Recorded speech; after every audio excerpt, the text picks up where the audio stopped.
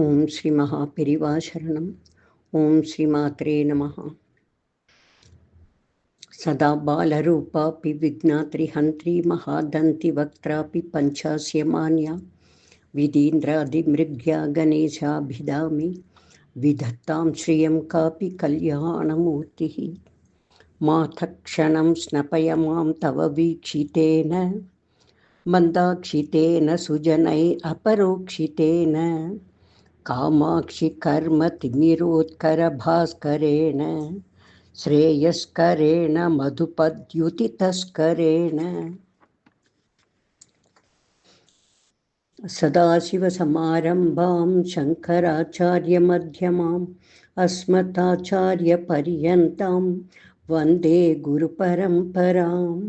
ஸ்ருதிஸ்மிருதிபுராணானாம் ஆலயம் கருணாலயம் நமாமி பகவத்பாதம் சங்கரம் லோகசங்கரம்.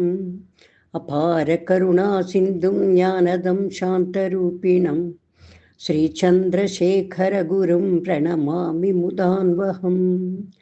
ஐங்கார ஹ்ரீங்கார ரகஸ்யயுக்த ஸ்ரீங்கார கூடார்த்த மகாவிபூஜ்ய ஓங்கார மர்ம பிரதிபாதினீப்யாம் நமோ நம ஸ்ரீ குரு பாதுகாபியாம். இனி 72வது ஸ்லோகம். தேவியின் ஸ்தனங்களின் வர்ணனை. சமம் தேவி ஸ்கந்த விபவதன பீதம் ஸ்தனயுகம் தவேதம் நகேதம் ஹரது சததம் பிரஸ்னுதமுகம் யதா லோக்யா அசங்கா குலிதஹ்ருதயோ ஹாசஜனகஹ ஸ்வகும்பௌ ஹேரம்பஹ பரிம்ருஷதி ஹஸ்தேன ஜடிதி. சென்ற 71வது ஸ்லோகத்தில் தேவியின் செம்மையான விரல் நகங்களின் அழகை வர்ணித்த பகவத்பாதாள் இந்த 72வது ஸ்லோகத்தில் அம்பாளின் இரு ஸ்தன அழகை வர்ணிக்கிறார். தேவியின் ஸ்தனங்கள் மகிமை வாய்ந்தது. சர்வ ஞானத்தையும் சர்வ சக்தியையும் சர்வலோக பூஜ்யர்களாக இருந்து வரும் கணேசரும் சுப்பிரமணியரும் அம்பாள் ஸ்தனத்தில் பெருக்கெடுக்கும் பாலை அருந்தியதால் தான் இளமையாகவும் வலிமையாகவும் இருக்கிறார்கள் என்கிறார் ஆச்சாரியாள். அம்பாளுடைய ஸ்தனத்தில் பெருக்கெடுக்கும் பாலை பருகியதால் கணேசரும் சுப்பிரமணியரும் என்றும் இளமையாக காணப்படுகிறார்கள் என்று ஆச்சாரியாள் அம்பாளின் தாய்ப்பாலை கூறுகிறார். மேலும் அம்பாளின் ஸ்தன கும்பங்களை விக்னேஸ்வரர் பார்த்து, அவர் யானை முகத்தவர் ஆதலால் தன் தலையில் உள்ள 2 கும்பங்களைத்தான் தன் தாய் அபகரித்து விட்டாளோ என்ற சந்தேகத்தில் அடிக்கடி தன் தலையில் கும்பங்கள் இருக்கிறதா இல்லையா என்று தொட்டு தொட்டு பார்ப்பாராம். இதை காணும் பார்வதி பரமேஸ்வரால் சிரித்து கொள்வார்களாம். இவ்விதம் பகவத் பாதாள் தேவியின் ஸ்தனங்களுக்கு கஜமுகனான மகா கணபதியின் சிரசில் உள்ள கும்பங்களுக்கு உதாரணம் சொல்லி இந்த ஸ்லோகத்தில் தேவியின் ஸ்தனத்தை வர்ணிக்கிறார். இனி ஸ்லோக வரிகளும் அதன் அர்த்தங்களும். சமம் தேவி ஸ்கந்த விபவதன பீதம் ஸ்தனயுகம் தவ இதம். ஹே தேவி, ஒரே நேரத்தில் ஸ்கந்தனுக்கும் கணபதிக்கும் பானம் செய்யப்படுகிறதாய் உள்ள உன் 2 ஸ்தனங்களும் நகேதம் ஹரத்து சததம் பிரஸ்னுதமுகம். புத்திரர்களை கண்டதும் பால் பெருகும் நுனிகளோடு கூடியதாக இருக்கும் 2 ஸ்தனங்களும் எங்களது நகேதம் ஹரத்து சததம், எங்களது கஷ்டங்களை எப்பொழுதும் போக்கட்டும். அதாவது உன் 2 ஸ்தனங்களில் உன் 2 குழந்தைகள் பானம் பண்ணக்கூடிய அந்த அமிர்தத்தை பொடியும் அந்த ஸ்தனங்களை நாங்கள் வணங்குகிறோம், எங்களுடைய கஷ்டங்கள் நீங்க வேண்டும் என்று கூறுகிறார்.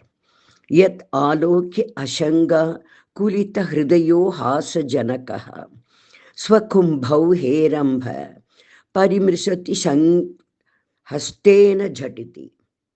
அந்த 2 ஸ்தனங்களை பார்த்து ஹேரம்ப, அதாவது விநாயகர், தனது தலையில் உள்ள கும்பங்களை அசங்கா குலித்த ஹிருதய, தாயார் பிடுங்கிக் கொண்டு விட்டார்களோ என்ற பயத்தில் மனம் கலக்கம் கொண்டு ஸ்வகும்பௌ, தன் தலையில் உள்ள கும்பங்களை அவசரமாக கைகளால் அவைகள் இருக்கிறதா என்று பரிமிருசத்தை சந்தேகத்துடன் தொட்டு பார்த்து கொள்கிறார்.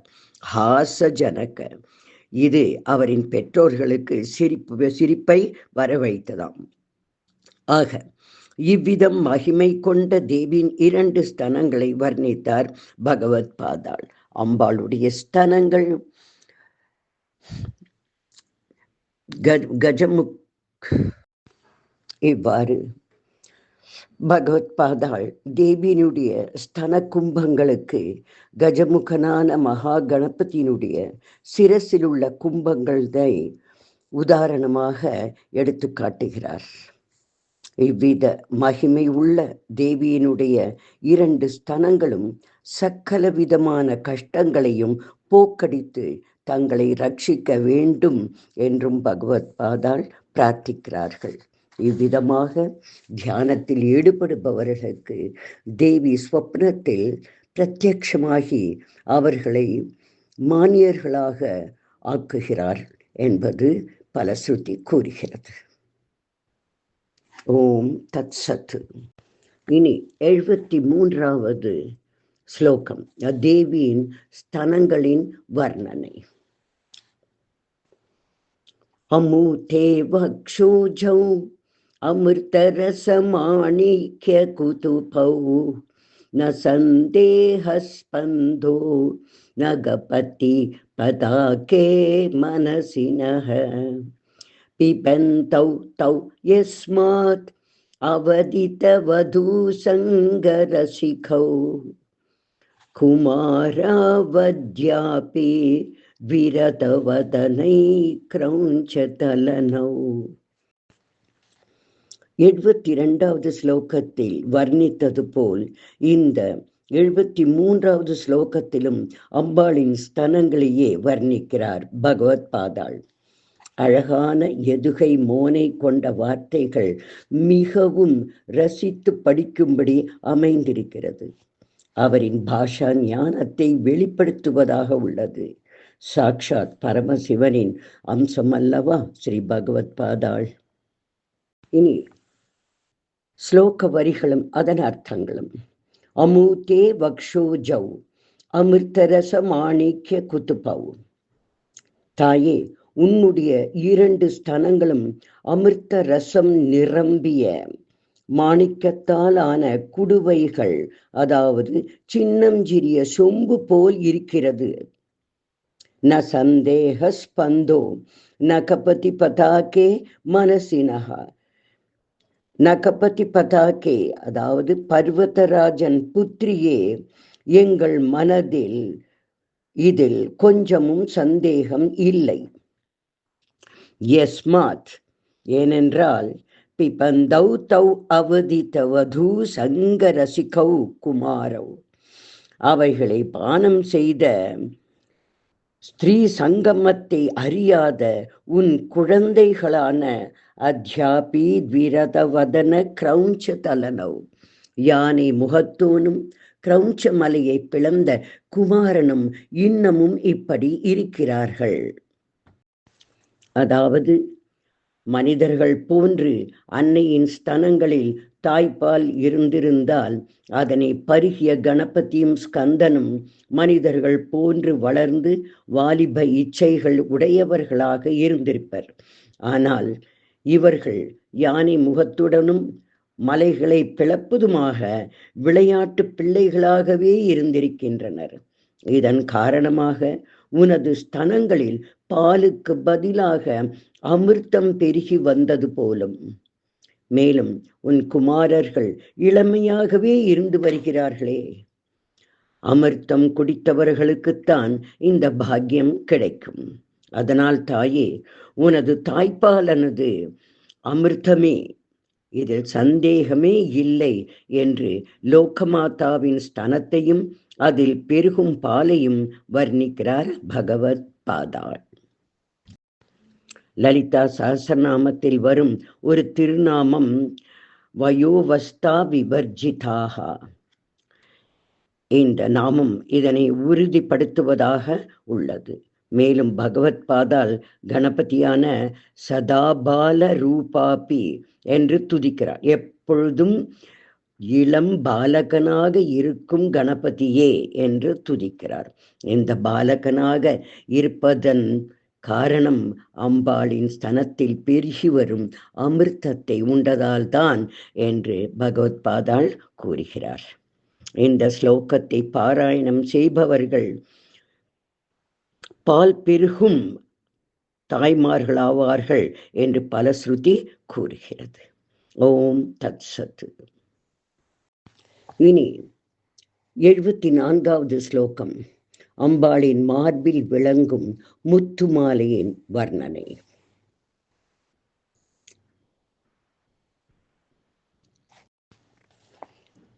வஹத்யம்பே ஸ்தம்பே ரமதனுஜ கும்ப பிரகிருதிபிஹி சமாரப்தாம் முக்தா மணிபி அமலாம் ஹாரலதிகாம் குச்சா போகோ பிம்பாதர ருச்சிபி அந்தசபலிதாம் பிரதாப வியாமிஸ்ராம் புரதமயிது கீர்த்திவதே.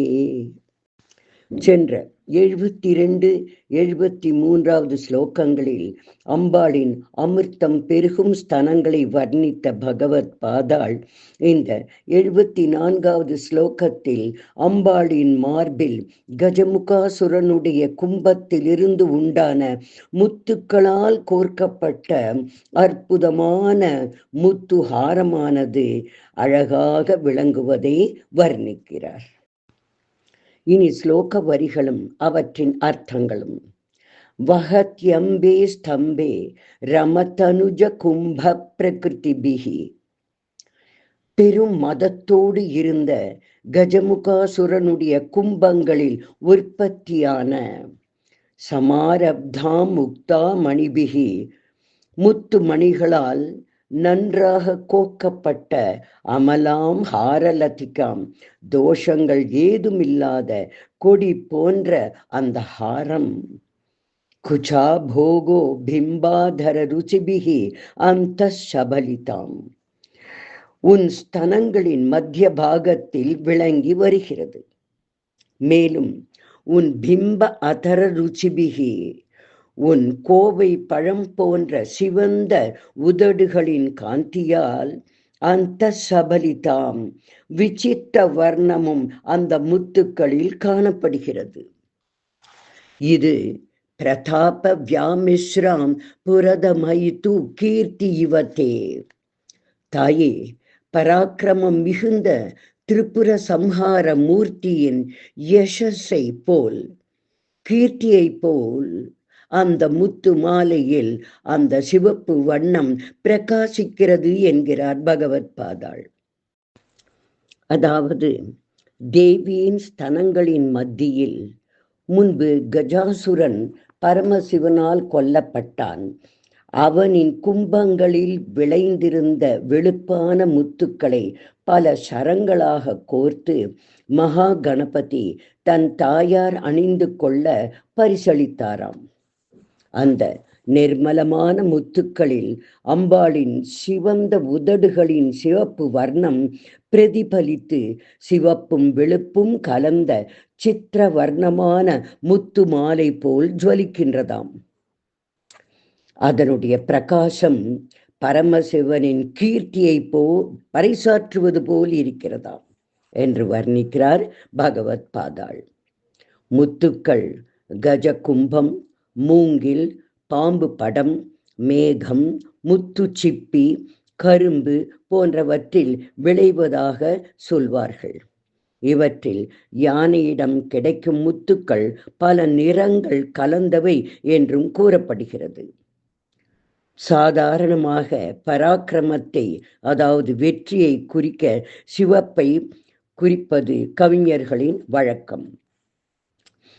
கீர்த்தியை சொல்ல வெண்மை நிறத்தை சொல்வார்கள். இங்கே கஜாசுர சம்ஹாரம், திரிபுர சம்ஹாரம் போன்றவை பரமசிவனது பராக்கிரமத்தையும் அவரது கீர்த்தியையும் புகழ்வது போல அம்பாளின் ஸ்தனத்தில் விளங்கும் முத்துமாலை காணப்படுகிறதாம் என்று வர்ணிக்கிறார் பகவத் பாதாள். லலிதா சஹஸ்ரநாமத்தின் ஒரு நாமம் ரத்ன கிரைவேய சிந்தாக லோல முக்தா பலான்விதா என்ற நாமம் இதையே கூறுகிறது. இந்த ஸ்லோகத்தை பாராயணம் செய்பவர்கள் நல்ல கீர்த்தி பெறுவர் என்று பலஸ்ருதி கூறுகிறது. ஓம் தத் சத்து. ஓம் ஸ்ரீ மாத்ரே நமஹ.